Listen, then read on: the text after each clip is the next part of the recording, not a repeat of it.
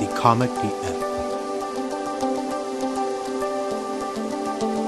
What is up, you guys? It's the Karmic DF back to you again with another video. This time we're going to focus on how to heal even if you don't have any closure. So this can apply, I'm going to make this more so about relationships, but this could apply to friendships, to family members. It does not have to be just love related. So, you know, if there is significant connections that you just can't seem to get over, that you're like, why, and you think about going back and it's just, it weighs heavy on your heart, then we're going to go over how to see it from a bird's eye view, how to detach yourself from it, and how to truly heal without ever getting the words that we feel like we deserved. So if there is someone or something that like you didn't fully understand and now you're ready to just kind of like close that door for good, then this is the video for you. Or maybe you're in a crossroads and you're trying to figure out if you should close the door for good, whether that's a relationship, a friendship, family member, etc.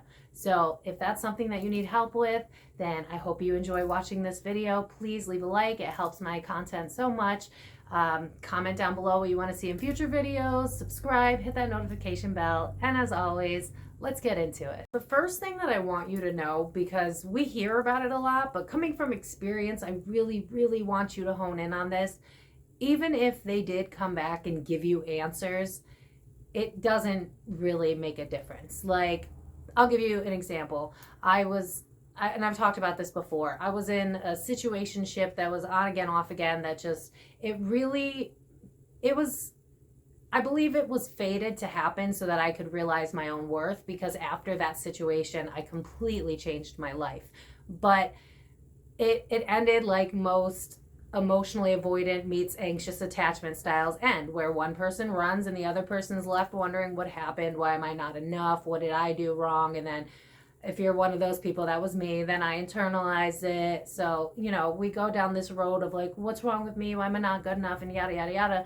And so a year after not speaking, that person actually did reach out to me, and it didn't do anything for me. It really didn't. In actuality, what it told me was that while I had been putting so much work into myself, this person really hadn't changed at all. And so in a weird way, maybe it kind of gave me closure in a sense of like, wow, this person is never going to change. But what I realized in talking again was that that person could never give me the closure that I was looking for, because the closure that you're looking for, I know this is cliche, but it comes from within. It comes from you being able to look at things from a different perspective, from the outside looking in, instead of making it about you and internalizing the pain that you've been through, which is very easy to do. And it's most common because we all think that we're inherently broken and we need to be fixed. And so instead of actually doing the internal work, what we do is we find people to complete us, right? Or we find people to make the noise in our head stop, right? So then we have like a bunch of surface level friends, and it doesn't really fill your heart or fill that void in the way that you needed to. Or, you know, you super attached to your family and yet you have nothing in common with them. And so again, it's like I'm hearing the song, I'm alone, but I'm not lonely.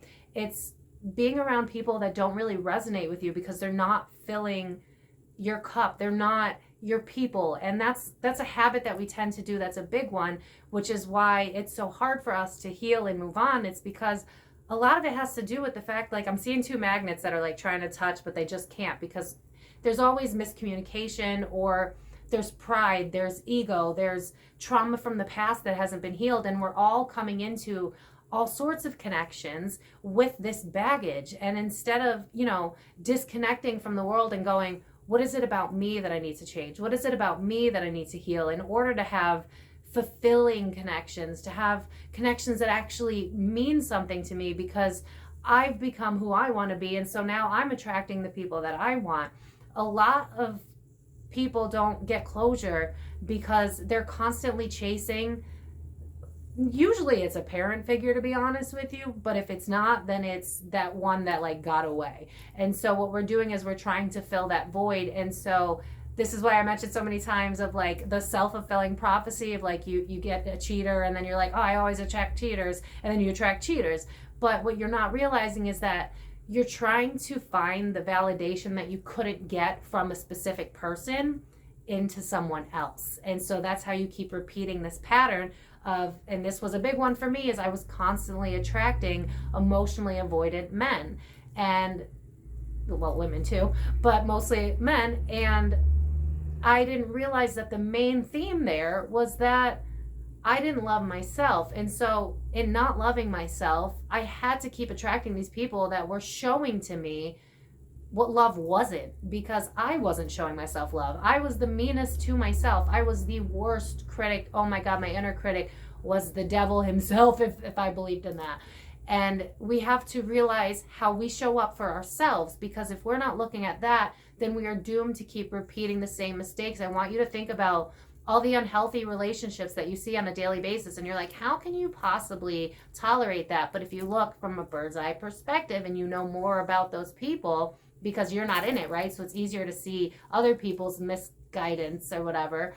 You'll notice that, oh, they keep attracting the same emotionally unavailable people. And like, why are you doing that? Oh, it's pretty obvious. They don't love themselves. They've been running away from themselves. But when it comes to us, right, it's harder to be non-judgmental, for lack of a better word, because we see ourselves every day. We're with ourselves every day, and we're the hardest on ourselves. We know everything about ourselves. It's easier to be impartial with other people than it is to be with ourselves. And so we continuously repeat this cycle where we're looking for closure in other people instead of actually going within to find the closure in ourselves, because that's where the cycle stops. And that's where we stop attracting people that are going to leave us on red and going to be determined to miscommunicate with us and then disappear and ghost. It's up to us to model what love looks like in order to kind of radiate that out so that we can get it back. And so the reason that you're not getting closure has a lot to do with what have you been accepting? What have you been allowing? And if you're allowing someone who's emotionally unavailable to convince you that they're going to be in a relationship with you eventually, then you're kind of stabbing yourself in the heart. Listen, people can say anything that you want to hear, but do their actions match? Like, how many times does someone have to show you that you don't matter before you believe them? Like, for instance, I was handing out wifey energy while people were giving me bare minimum, and then I was wondering what was wrong with me. When in reality, what was wrong with me was that I was okay with accepting breadcrumbs. I was okay with accepting less than I deserved because I hadn't done the reflection to realize where that was coming from to begin with. I was used to being a giver, and I was used to equating my self-worth with what I could do for other people. And until I was willing to release that and realize that I was inherently worthy, then I was going to constantly accept people that were going to show me that I was not worthy, because that's what I believed about myself. And so when you can realize that you're not showing up for yourself and that that correlates with what you're going to attract, then you can therefore learn that you're not going to get closure in other people because you're going to keep repeating it. I don't know why this is coming up, but this is a really great example, and I hate to bring it up, but like, listen.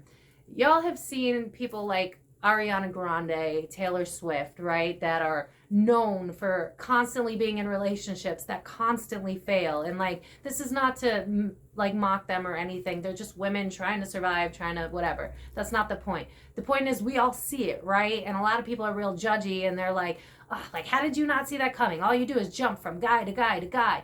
But in reality, like, they're looking for love that they don't feel inside of themselves. They're looking to fill a void that they can't figure out where that void is coming from. And if they were to remove themselves from relationships as a whole, and I know I felt I felt eye rolls when I said that. I know a lot of people don't like being alone, but listen, when I finally decided to stop dating and really dig into why I was accepting this behavior, and again, like bringing up that situationship that I had been in, there's no anger there anymore. There's no animosity. There's no how could you. There's no how dare you. I went through the stages of grief, which is actually how you get the closure that it is that you're looking for. It's kind of like if someone were to pass away, you have to accept that I'm hearing the song, we are never, ever, ever getting back together. You have to accept that they've already shown you who they are. They've already shown you what they're capable of being. And that's a big one, is people tell on themselves. and it's very early on in the relationship, if not before in the dating stages, they tell on themselves. Like the amount of people, and I've heard it from clients as well, I've heard it from friends, where, and this is female based, but switch the genders, you know, like guys that are like, I had this really rough last relationship and it, you know, it ended like 6 months ago and I'm still kind of like reeling from it. And now I don't really trust people. And so boom, they're already telling you that you have to earn their love. That's not love. That's conditional love. That's not healthy. Don't do that. And then they kind of have you on a string, right? Where it's like, well, and this is so normalized nowadays. And I didn't realize how prevalent it was until I joined like support groups to try and figure out. So Facebook support groups are a real great way to get closure as well, because you're talking to people that have been through the same thing. But a lot of times what we don't realize is that situationships are just so prominent right now because people refuse to take a look at themselves and to heal from the trauma of their past. And so they bring that baggage into new relationships. And then you go and believe that you're to blame because they're not ready to open up. And so you feel like you have to earn their love and they feel like you have to show them that you're worthy. And that's just so toxic because the exes of the past are the past. That's it. And whoever it is that's in front of you should not be suffering from whatever someone else did to you. That's not fair. Would you want that done to you? I'm sure you've had it done to you. That's not cool. And so taking yourself out of the dating game to go, why do these things trigger me? You know, a big one with females especially is like, oh, he didn't text me right away. And then they go to some female support group and everybody's like, dump him, dump him, dump him, dump him. And in reality, it's like, well, what is that telling you about yourself? What are you being triggered with? What's happening? What's going on inside of you? And if you actually spent some alone time with yourself and dig, you'd realize that maybe someone from 5 years ago put their phone on silent and went and cheated. And so now you're projecting that pain onto a current relationship that could potentially be something great. But because again, we keep bringing this baggage into relationship after relationship, and then we're wondering why they're not working, and then, you know, they break down, and then we break down, and then we wonder why we can't move on. And it's not necessarily that you can't move on from that person. That's the biggest one, and that's something that I had to figure out the hard way, because the way that I used to put men on pedestals thinking that they were so much better than me, in reality, it's not even that you need closure from that person, it's that you need closure from that cycle that had started however long ago it was. So whether that was a parent that never, you know, prioritized you and never cared to know you and never put you on the top of their priority list. And so you were trying to find someone to prove that you were worthy, and you were constantly repeating that cycle. That was something that I did, and I had to be honest and look at that. And that's why closure is so hard, because we assume that closure means finding it from the person that hurt us, which in reality, if we're being completely honest, we set ourselves up to get hurt anyway. I could sit here and blame the situationship guy that I constantly bring up, and God forbid he ever watches these videos. Dude, I'm sorry, we're cool, it's no big deal. It's just that it was the straw that broke my back. It was the fake relationship that made me realize, holy hell, I have a pattern here. And more often than not, it comes down to we have a pattern. We are repeating something. We are searching for this void within us that we need to fill. Like, I don't know why, but I'm being drawn to the movie The Notebook, where it's like the guy chases her, right? He like gets on, if anyone's seen this movie, he jumps on the Ferris wheel and he forces her to go on a date, right? And we think that's cute, but in reality, that's not healthy. That's stalking. So you have societal standards teaching you that love means chasing someone, and love means completing yourself. It means that you're not whole unless you have a spouse. That's not it at all. You're probably not whole if you're chasing other people, but the reality is closure begins and ends with you. And it begins with, why was I allowing stuff like this in the first place? Why was I accepting friendships that are surface level, and I could feel that there was jealousy and cattiness, but I didn't want to be alone, so I settled for quantity over quality. What is it about me? What is that telling me about myself? Why Do I run from things that make me happy? Why do I project onto people? We got to ask bigger questions. It's not always about closure, because when you get the closure, if you get the closure, if they do wake up and suddenly realize that you're amazing, which more often than not, they won't, because pride and ego is so damn strong in our society nowadays. We have been removed from our emotions and taught that that was normal.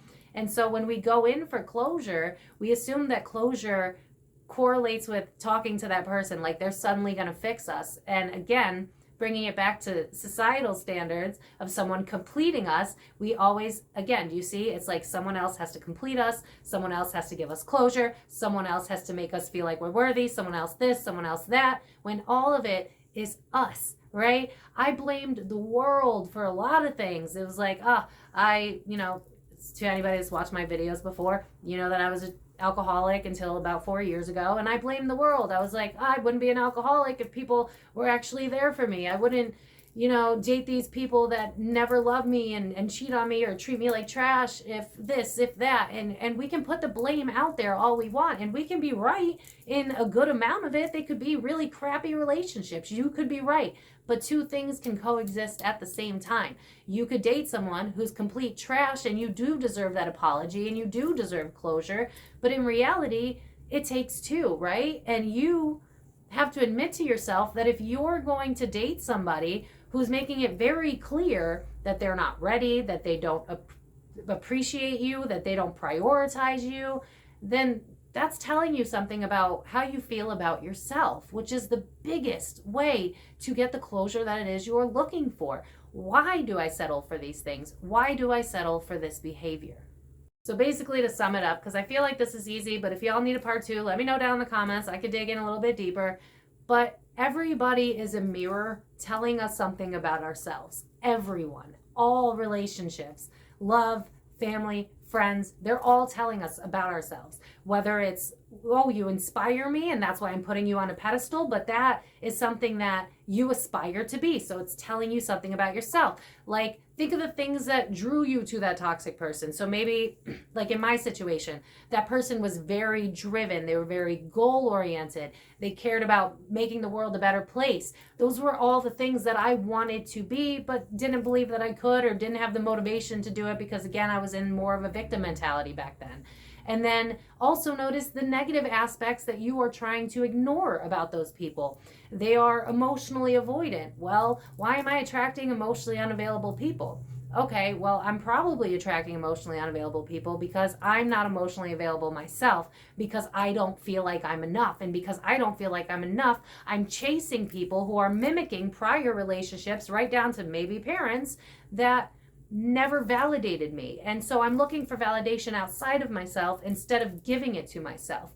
When you become, and I said this in plenty of videos, but it's true, when you become your best friend, when you become your own parent, when you become your own lover, when you can learn to be in the silence of yourself and enjoy being with yourself and go back to childlike things. I recently picked up guitar for the first time in a long time, and I used to love playing guitar, but